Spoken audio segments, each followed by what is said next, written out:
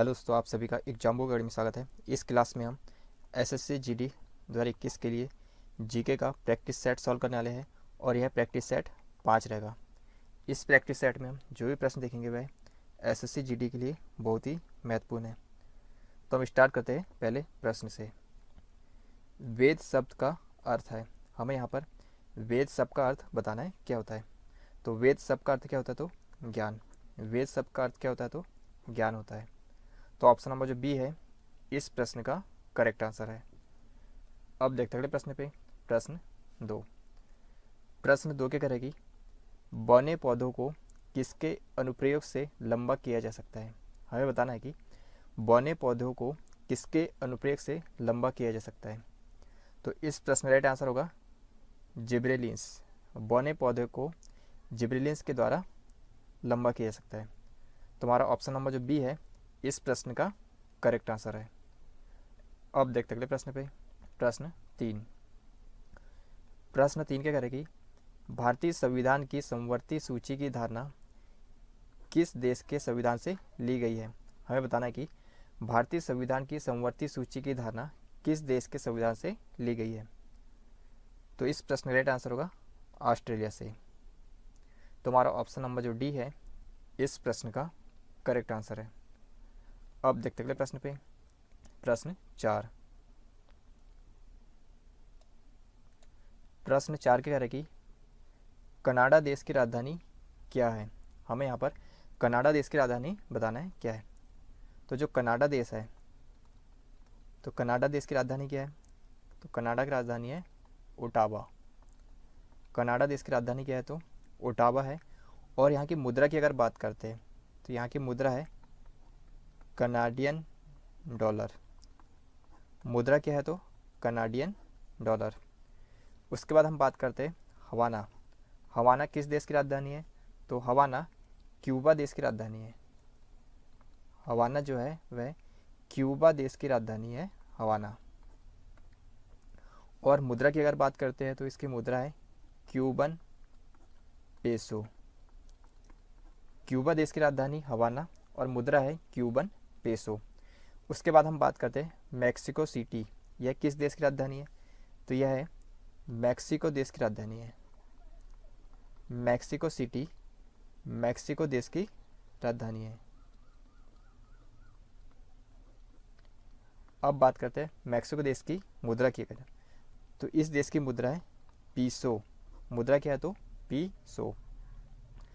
उसके बाद हम बात करते हैं ब्रासीलिया। तो ब्रासीलिया ब्राज़ील देश की राजधानी है। ब्रासीलिया ब्राज़ील देश की राजधानी है। और इस देश की हम मुद्रा की अगर बात करते हैं तो इसकी मुद्रा है रियल। इसकी मुद्रा क्या है? तो रियल। तो कनाडा देश की राजधानी ओटावा, मुद्रा कनाडियन डॉलर। क्यूबा देश की राजधानी हवाना, मुद्रा है क्यूबन पेसो। मैक्सिको देश की राजधानी मैक्सिको सिटी और मुद्रा है पीसो। ब्राज़ील देश की राजधानी ब्रासीलिया और मुद्रा है रियल। तो हमारा प्रश्न क्या है कि कनाडा देश की राजधानी क्या है? तो कनाडा देश की राजधानी क्या है? तो ओटावा। तो हमारा ऑप्शन नंबर जो सी है इस प्रश्न का करेक्ट आंसर है। अब देखते अगले प्रश्न पे। प्रश्न पाँच क्या करेगी? निम्न में से किस नदी का स्रोत भारत के बाहर है। हमें यहाँ पर बताना है कि इनमें से किस नदी का स्रोत भारत के बाहर है। तो इस प्रश्न का राइट आंसर होगा ब्रह्मपुत्र नदी का। तो हमारा ऑप्शन नंबर जो सी है इस प्रश्न का करेक्ट आंसर है। अब देखते अगले प्रश्न पे। प्रश्न छः क्या करेगी? बड्डई बांध का उद्घाटन किस राज्य के ललितपुर जिले में किया गया। तो इस प्रश्न का जो राइट आंसर होगा यह उत्तर प्रदेश होगा। तो हमारा ऑप्शन नंबर जो डी है इस प्रश्न का करेक्ट आंसर है। अब देखते अगले प्रश्न पे। प्रश्न सात क्या करेगी? एकाधिकार शब्द किससे संबंध है। हमें बताना है कि एकाधिकार शब्द किससे संबद्ध है। तो इस प्रश्न राइट आंसर होगा पूंजीवाद से।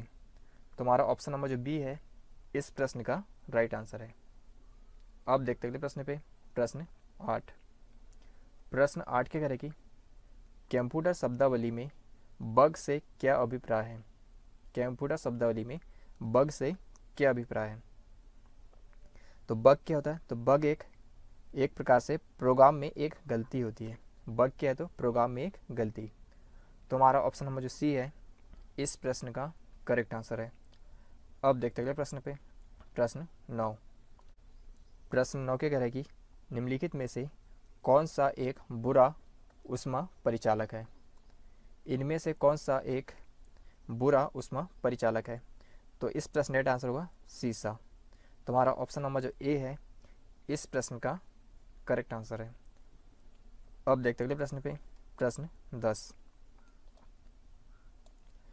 प्रश्न 10 के कह रहे कि बुद्ध ने अपना प्रथम प्रवचन कहाँ दिया था?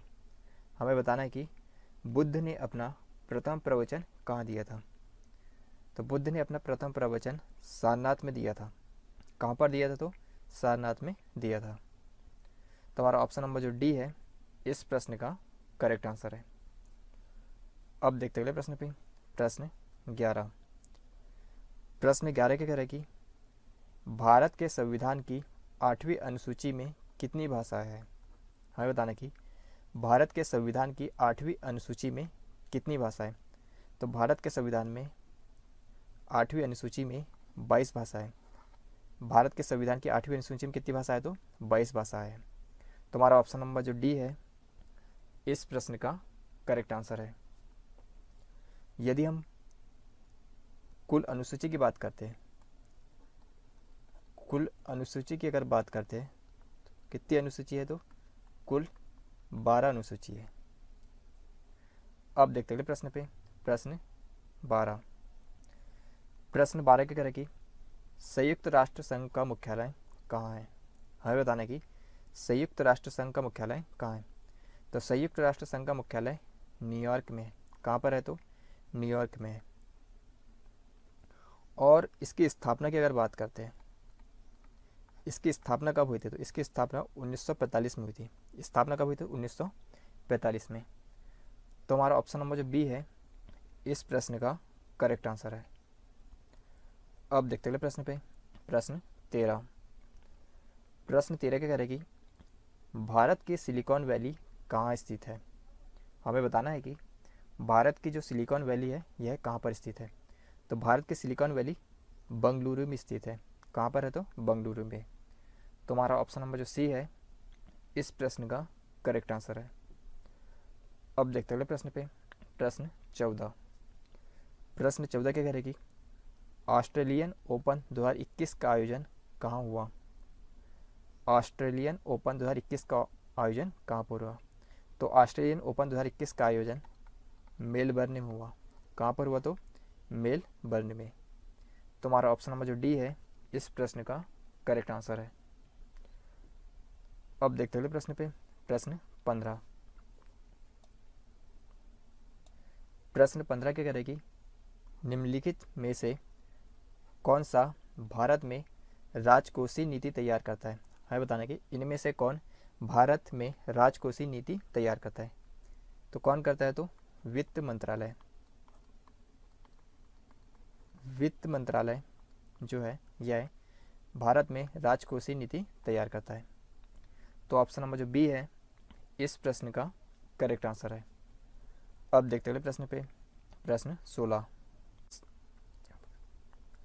प्रश्न 16 क्या कह रहा है कि अनपेक्षित ईमेल या जंक मेल क्या होता है?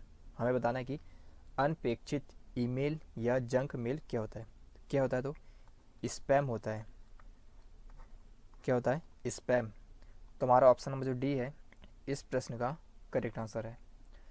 अब देखते हैं प्रश्न पे। प्रश्न 17। प्रश्न 17 क्या कह रहा है कि निम्नलिखित में से अधिक जलन किससे पैदा होती है? इनमें से सबसे अधिक जलन किससे पैदा होती है? तो सबसे अधिक जलन भाप से पैदा होती है। तो हमारा ऑप्शन नंबर जो बी है इस प्रश्न का करेक्ट आंसर है। अब देखते हैं प्रश्न पे। प्रश्न 18। प्रश्न 18 क्या कह रहा है कि जैन धर्म का पहला तीर्थकर किसे माना जाता है?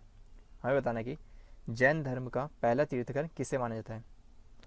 तो जैन धर्म का पहला तीर्थकर ऋषभदेव को माना जाता है। किसे माना जाता है? तो ऋषभदेव को। तुम्हारा ऑप्शन नंबर जो ए है इस प्रश्न का करेक्ट आंसर है। अब देखते अगले प्रश्न पे, प्रश्न 19। प्रश्न 19 क्या करेगी, निम्नलिखित में से किसको पेंसिलों में प्रयुक्त किया जाता है? हमें बताना कि इनमें से किसे पेंसिल में प्रयुक्त किया जाता है। तो इस प्रश्न का राइट आंसर होगा ग्रेफाइट। ग्रेफाइट का उपयोग पेंसिल में किया जाता है।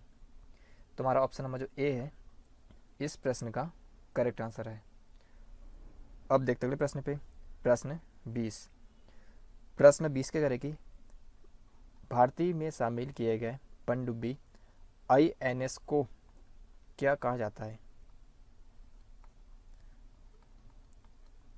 भारतीय में शामिल किए गए पनडुब्बी INS को क्या कहा जाता है? तो इसे साइलेंट किलर कहा जाता है। क्या कहा जाता है? तो साइलेंट किलर। तुम्हारा ऑप्शन नंबर जो डी है इस प्रश्न का करेक्ट आंसर है। अब देखते अगले प्रश्न पे, प्रश्न 21। प्रश्न 21 क्या करेगी, निम्न में से कौन सा तत्व सर्वाधिक विद्युत ऋणात्मक है?